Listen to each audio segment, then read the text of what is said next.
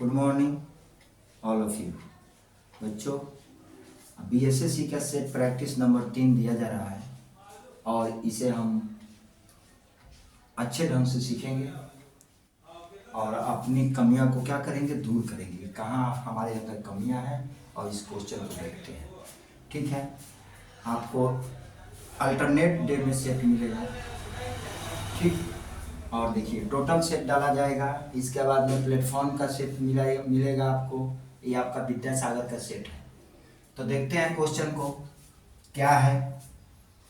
यदि किसी संख्या का 3/4 भाग 90 हो तो उस संख्या का 2/3 भाग क्या होगा। एकदम सिंपल तरीका से यदि किसी संख्या का यानी x का संख्या मान लेते हैं इक्वल टू x, तो x का 3/5 भाग क्या है, 90 है। तो किसकी है 90, तो इसे इसमें गुना, तो x की वैल्यू कितना आ जाएगी, 3 × 5 = 15, 150।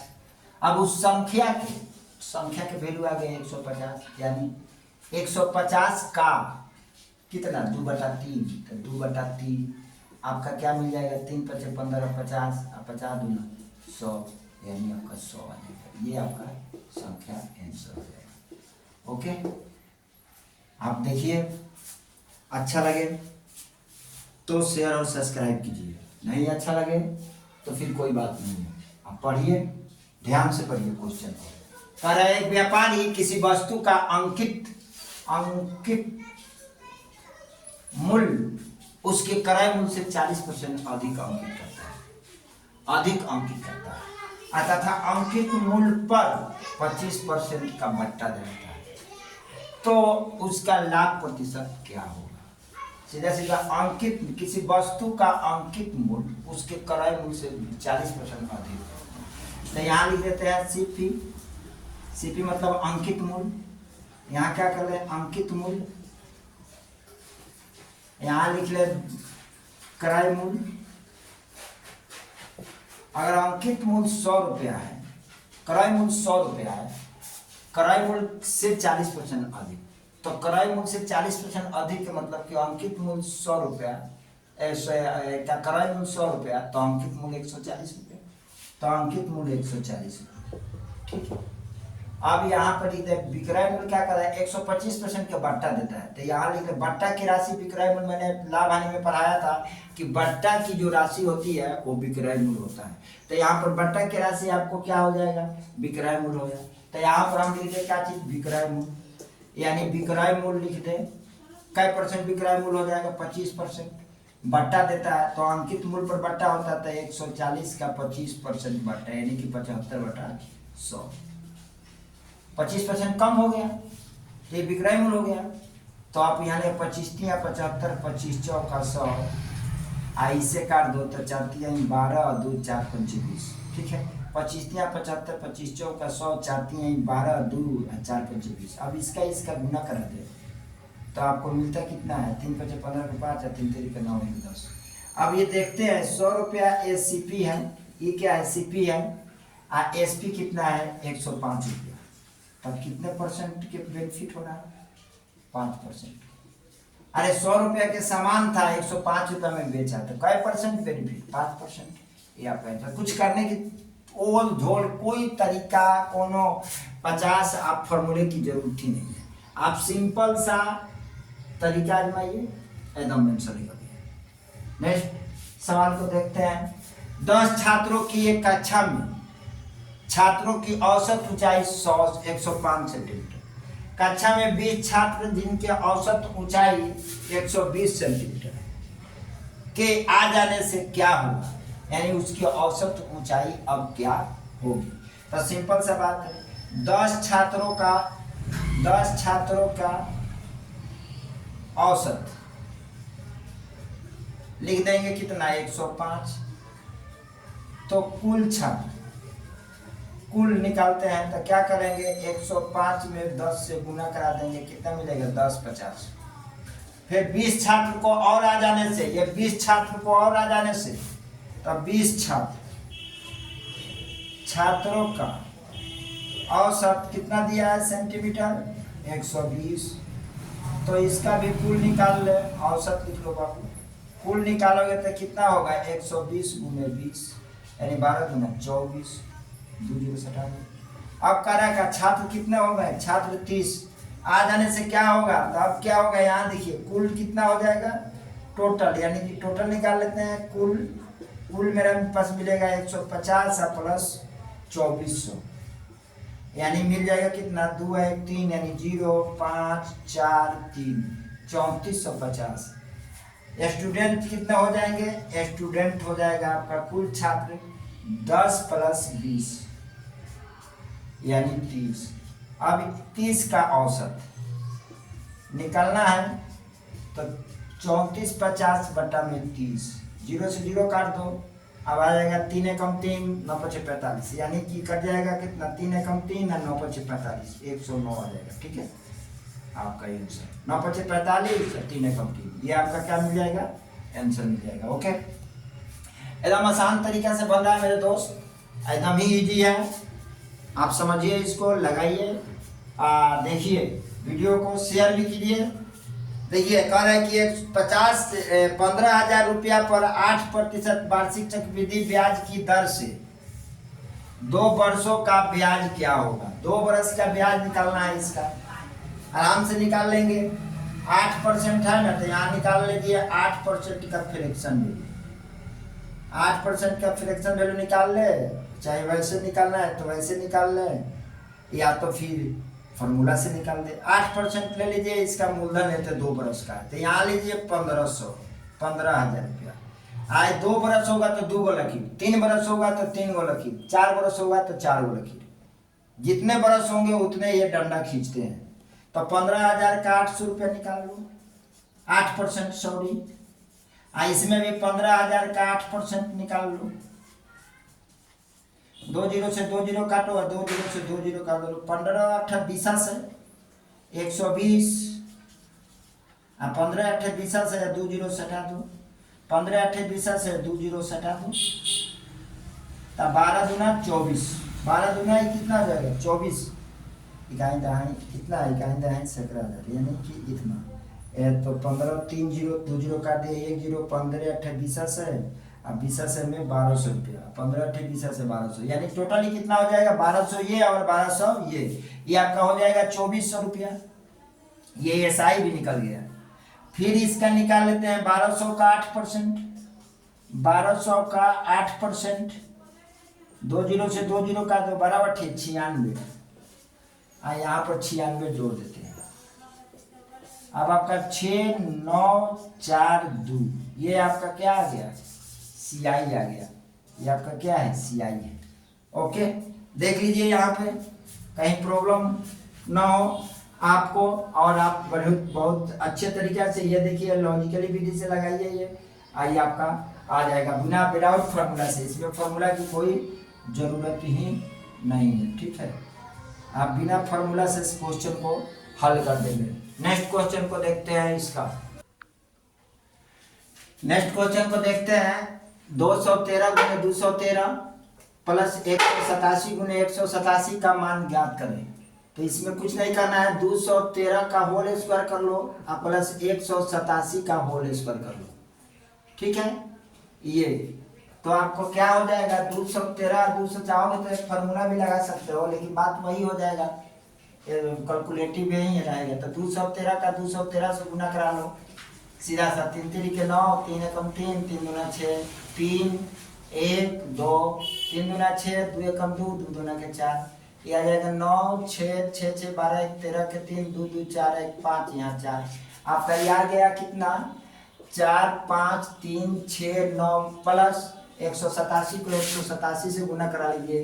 187 गुने 187 अब आपका आ जाएगा 7 49 के 9 हाथ में 4 9 8 7 56 और 4 60 के 0 हाथ में 6 और 7 7 9 7 6 13 यहाँ 13 8 7 56 के 6 हाथ में 5 8 8 64 5 69 के 9 हाथ में 6 8 6 14 1 से कर लो तो ये कितना हो जाएगा 7 आपका 7 8 1।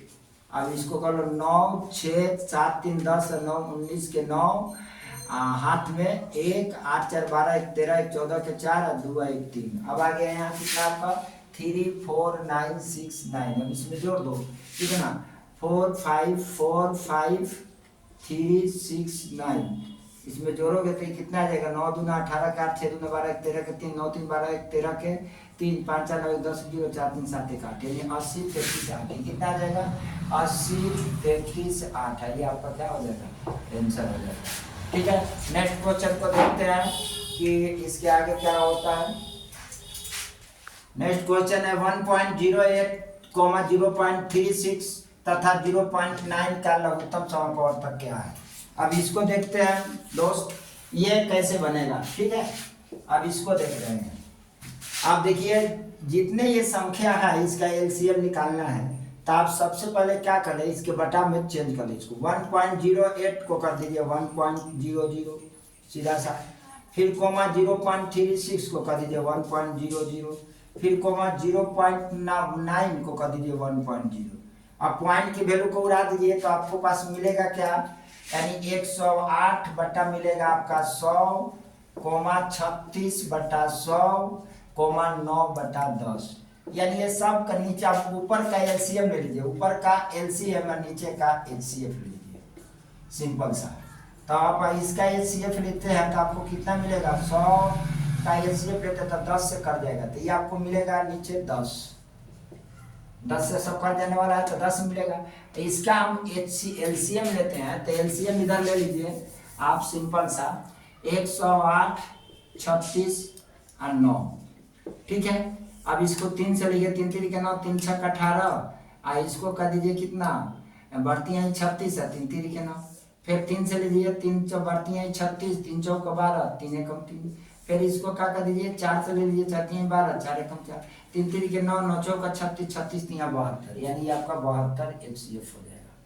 कितना हो जाएगा 72 हो जाएगा। देखिए 3 3 के 9 और 9 9 81, 8 81 या 81 में 4 से 4 एकम 4, 8 चौ का 32, 312 हो जाएगा मेरे भाई, 312 हो जाएगा, 324। अब इसको भाग कीजिएगा, एक बार गुना करा दीजिए, 4 से कटे 4 3 12, 4 एकम 4, कहानी खत्म, 4 3 12 बढ़ती हैं 36, 36 3 36 में 3 से 3 6 18 के 8, 3 3 के 9। अरे गलत क्यों हो रहा है बाबू, यहाँ देखो फिर से 108 36 9, इसी का लेना है एलसीएम। तो एलसीएम आप ले लीजिए कैसे, 2 से लेके देखिए, 5 दूना 10, 4 दूना 8, 18 दूना 36, 9 के 9। चलिए इसको 3 से ले लीजिए, चाहे 2 ही से ले लीजिए, 27 दूना 54, 9 दूना 18, 9 के 9। आप कर लीजिए 3 से, 9 3 27, 3 3 के 9, 3 3 के 9, और फिर 3 से कर लीजिए, 3 3 के 9, 3 एकम 3, 3 एकम 3, यही आएगा। अब देखिए 3 3 के 9, 9 3 27, 27 दूना 54, और 54 दूना 54 में 2 से गुना करा दिए, 4 दूना 8 की 0, 5 दूना 10, यानी आपका आएगा 108। कितना आएगा 108, डिवाइड कीजिएगा तो मिलेगा 1.08 है, यही आपका एलसीएम हो जाएगा, ये आपका आंसर हो जाएगा। ठीक है, नेक्स्ट प्रयास करके देखिए। ये कह रहा है कहा कि 378 गुने 236 गुने 459 गुने 312 के गुणनफल का इकाई अंक निकालना है। जब इतना का इकाई अंक निकालना है तो कुछ नहीं करना है, तो इसको और इसको गुना करा लीजिए, यानी 8 गुने 6 गुने 9 गुने 2 कर लीजिए, तो 8 7 8 6 48 गुने 9 दूना 8 6 48, 48 में 2 से कर लीजिए तो कितना हो जाएगा, फिर इसको 9 से करना है, तो 8 दूना 16 के 6, 4 दूना 8 है 9, ये दोनों का गुना, फिर यहाँ 9 बचा है, 9 से आप कर लीजिए, तो 9 6 54, 54 में इकाई अंक लास्ट में 4 आता है, इसलिए इसका इकाई अंक क्या हो जाएगा, इकाई अंक आपका 4 हो जाएगा, ये आपका आंसर हो जाएगा। यानी लास्ट वाले का ये अंक वाले का आपको क्या करना है, गुना करना है, यानी इस अंक को इस अंक को बस तीनों को गुना करके लास्ट में जो इकाई अंक होगा वही तुम्हारा क्या हो जाएगा, आंसर हो जाएगा। ओके, नेक्स्ट क्वेश्चन को देखते हैं। दो संख्याएं का लघुत्तम समापवर्तक और महत्तम समापवर्तक 16 है। लघुत्तम समापवर्तक कितना है, 1920 है, और महत्तम समापवर्तक 16 है। इनमें से एक संख्या 128 हो तो दूसरी संख्या क्या होगी। तो सिंपल सा है, फर्स्ट संख्या गुने सेकेंड बराबर एलसीएम गुने एचसीएफ। अब यहाँ क्या कर रहा है, इनमें से एक संख्या यानी फर्स्ट को फर्स्ट दिया हुआ है कितना 128 गुने कर दो सेकेंड बराबर ये एलसीएम दिया हुआ है कितना 1920 गुने एचसीएफ दिया हुआ है 16। ठीक है, 16 8 28 से काट दीजिए, ऐसे काट दीजिए, 8 गुना 16 4 8 गुना 16 3 8 चौका 32, यानी आपका सेकंड पद हो जाएगा कितना 240। आइए आपका आंसर है, कोई दिक्कत नहीं है। इसको भाग देना है, सिंपल सवाल है तो बना लो सकते हो तुम भी।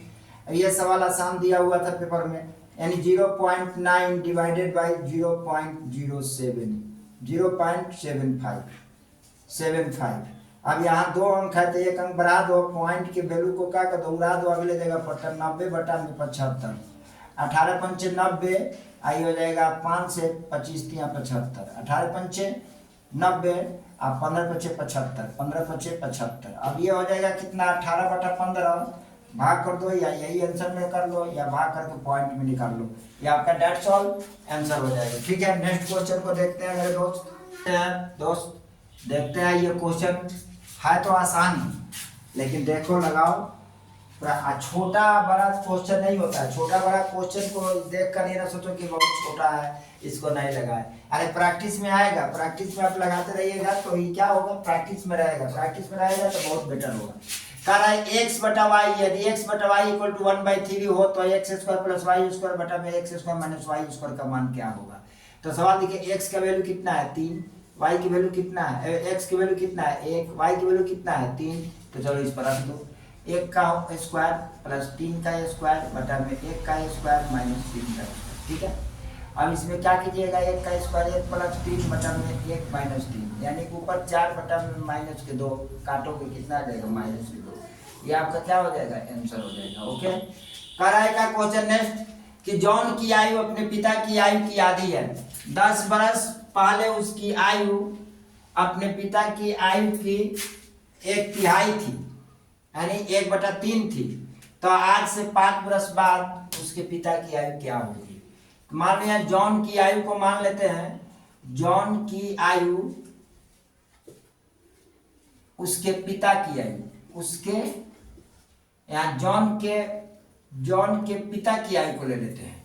जॉन के पिता की आयु इक्वल टू x, तो जॉन की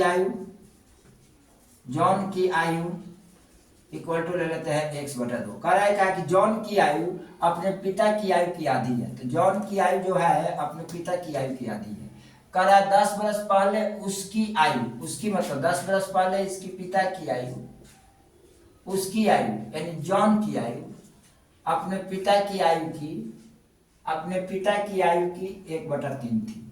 जॉन की आयु यानी जॉन की आयु अपने पिता के आयु की 1/3 थी। ठीक है, 1/3 हो गए।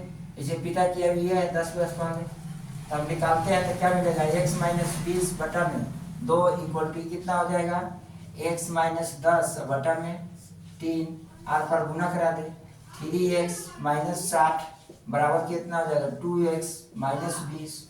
इसको इसके पास ला दे, इसको इसके पास ला दे, तो आप क्या कर लेंगे 3x minus 2x equal to minus 20 plus 60। अब यहाँ घट के मिलेगा x, यहाँ घट के मिलेगा आपको 40, यानी x उसके पिता की आयु कितना हो गया, पिता की आयु 40 बरस, पिता की आयु प्रेजेंट कह रहा है का 5 बरस बाद उसके पिता की आयु क्या है, तो 5 वर्ष बाद उसके पिता की आयु बराबर क्या हो जाएगा मेरे दोस्त, 40 प्लस 5 यानी 45 वर्ष। ये आपका क्या हो जाएगा, आंसर हो जाएगा। ओके, नेक्स्ट क्वेश्चन को देखते हैं। मोना और विकास की वर्तमान आयु का अनुपात इतना है। ठीक है, 4 वर्ष बाद यह अनुपात इतना हो जाएगा, तो मोना की वर्तमान आयु क्या है। तो यहाँ लिख लीजिए मोना और यहाँ लिख लीजिए क्या चीज, विकास। मोना की वर्तमान आयु की प्रेजेंट एज है, वर्तमान है यानी कि वर्तमान है, प्रेजेंट एज है। ये प्रेजेंट एज आपका कितना दे दिया गया है 9:10 और 4 बरस बाद ये अनुपात हो जाता है 11:12 के। 4 बरस बाद इसके अंतर कितना क्या है, 4 बरस बाद इसके अंतर 2 बरस, इधर भी कितना है 2, 9 2 11 10 2 12, यानी 2 बरस में 2 अंतर के लिए 4 बरस में 2 अंतर होता है। तो 2 चीज कितना में होता है 4 बरस में, तो 1 यूनिट पर कितना होगा 4/2, यानी 2 दूना के 4, यानी 1 यूनिट पर 2 हो जाएगा। जब 1 यूनिट पर 2 आए तो इसकी वर्तमान आयु निकालोगे तो 9 × 2 कर लो, यानी इस क्या होगा मोना की एज 9 दूना 18। यहाँ विकास की एज निकालना चाहते हो तो विकास की एज लिख लो 10 × 2 यानी ये 20 बरस। ये आपका बरस में होगा, बरस में रहेगा, ये आपका आंसर हो गया। नेक्स्ट क्वेश्चन को देखते हैं मेरे भाई।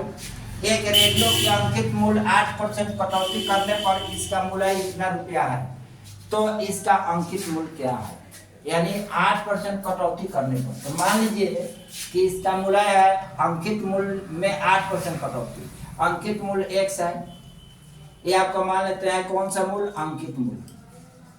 अंकित मूल्य मान लिया मैंने कितना ₹1। अब इस पर x पर 8% कटौती का मतलब कितना हो गया 92/100, यानी 8% कटौती के मतलब हो गया कितना कि 100 में से 8 कम, 100 - 8, ठीक है। अब बराबर ही कितना है कटौती करने के बाद मूल्य बचता है 4600, ठीक है। अब आप काटिए, छेद न बार 2 बार में कट जाएगा, छेद न यहाँ 1 हो जाएगा। अब ये कट जाएगा, छेद न बार 4 न ठीक कट जाएगा 50 बार में। अब इससे इसमें गुना करा लीजिए तो x बराबर क्या हो जाएगा 50 × 100, यानी 5 पर 3 0 बैठा दीजिए, और यही इसका क्या होगा अंकित मूल्य हो जाएगा। ये अंकित मूल्य कितना हो जाएगा आपका 5000 हो जाएगा, यही आपका आंसर हो जाएगा। Okay, that's all.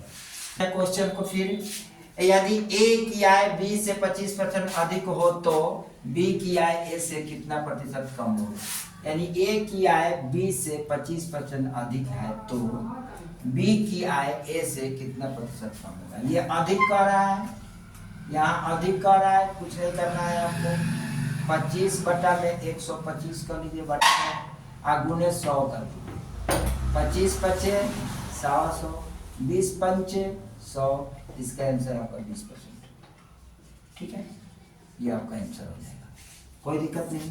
यहाँ बोल रहा है क्या कि यदि 15 वस्तुओं का क्रय मूल्य 12 वस्तुओं के विक्रय मूल्य के बराबर हो तो लाभ प्रतिशत क्या है, यानी 15 वस्तुओं का क्रय मूल्य, 15 वस्तुओं का क्रय मूल्य, 15 वस्तु का CP 12 वस्तु का SP के बराबर है, ठीक है।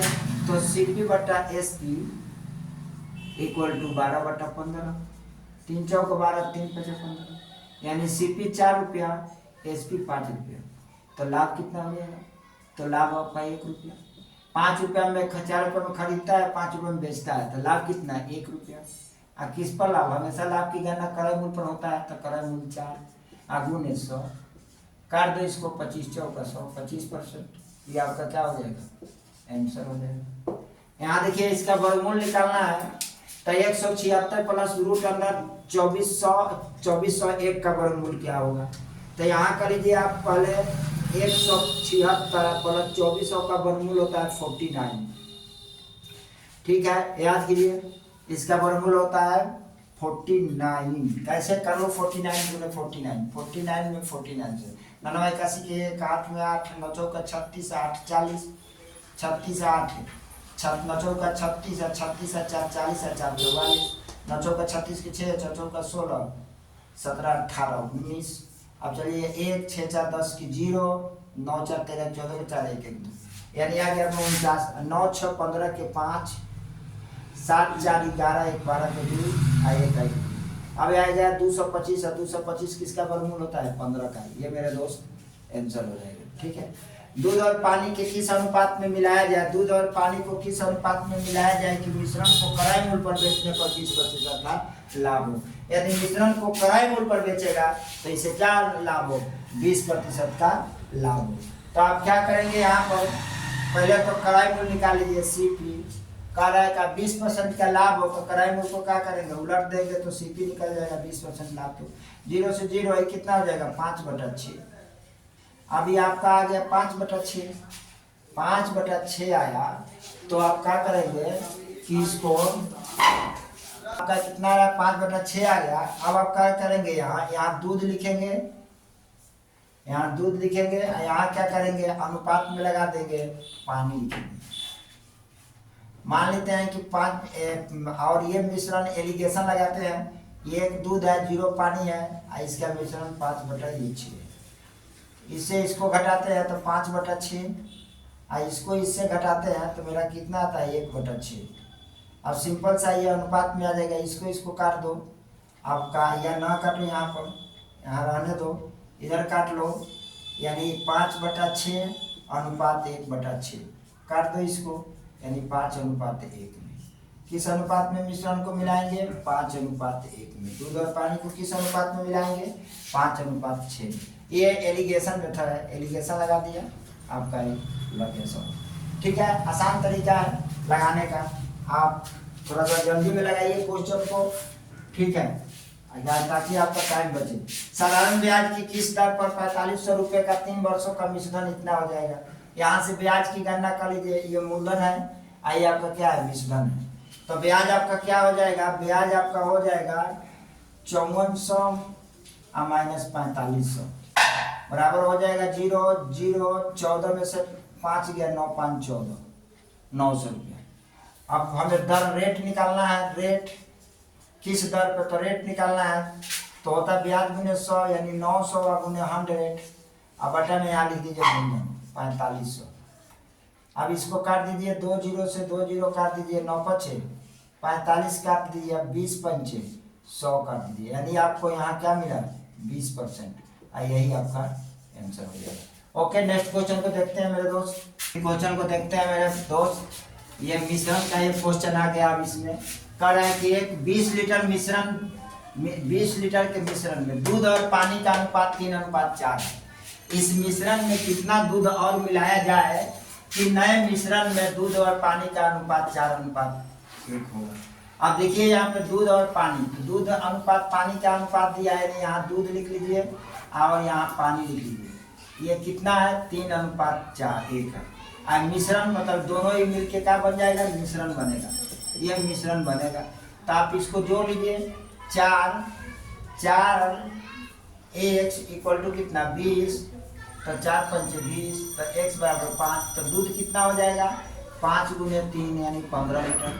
पानी कितना हो जाएगा 5 लीटर। अब आगे पढ़िए, आगे कहा जाएगा इस मिश्रण के कितना दूध और मिलाया जाए, यानी दूध में मिलाने को बोल रहा है। तो यहाँ लिख लीजिए 15 + x दूध में मिलाएगा तो इसका क्या बनेगा, तो मिश्रण में कितना दूध मिलाया जाए ताकि, और इसमें कितना दूध मिलाया जाए, x दूध मिला दिया तो मिश्रण में कितना का अनुपात होगा दूध और पानी, तो दूध ये हो गया पानी ये हो गया, तो 1/4/1 के अनुपात में हो जाएगा। अब यार पर गुना करा देंगे, 15 + x इक्वल टू 20, तो x बराबर क्या होगा 20 - 15 यानी 5, यानी 5 लीटर और दूध क्या होगा मिलाना पड़ेगा। आगे देखते हैं क्वेश्चन, नेक्स्ट देखते हैं रेशियो का क्वेश्चन है। अनुपात का है 2a + 3b + 4c = k मान लो। तो 2a बराबर k, तो a बराबर k/2, 3b बराबर k, तो b बराबर k/3, और 4c बराबर k, तो c बराबर k/4।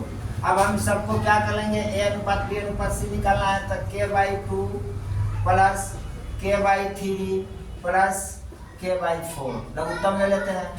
4 3 2 का लघुत्तम 12 हो जाएगा, 6 दूना 12 प्लस 3 चौका 12 प्लस 4 तिहाई 12, यानी a का ये वैल्यू हो जाएगा, b का ये वैल्यू हो जाएगा, c का ये वैल्यू, यानी कि a अनुपात b अनुपात c बराबर 6:4:3। आइए आपका आंसर हो जाएगा। ए बी सी की आयु क्रमशः इतना इतना इतना है, तो इनकी औसत आयु क्या है, कुछ नहीं करना है यार, सबको जोड़ दो। ये कितने हैं 1 2 3 है, तो 3 से भाग लगा दो, इसकी आयु को सबको क्या कर लो जोड़ दो। यानी 19 प्लस 25 प्लस 28, 8 8 16 1 17, 17 3 20, 20 20 2 22 के 2, 2 2 4 1 5, 5 1 6, अब बटा में 3। ये देखिए फिर से जोड़ लीजिए, कहीं गलत हो गया। 8 5 8 5 13 13 13 13 13 7 13 7 20, 20 2 22 के 2, हाथ में 2, 2 2 4 1 5, 5 2 7, 7 हो जाएगा। 3 दूना 6, 3 चौका 12, यानी आपका 24 प्लस हो जाएगा। ये आपकी औसत हो जाएगी, ये आपका आंसर हो जाएगा।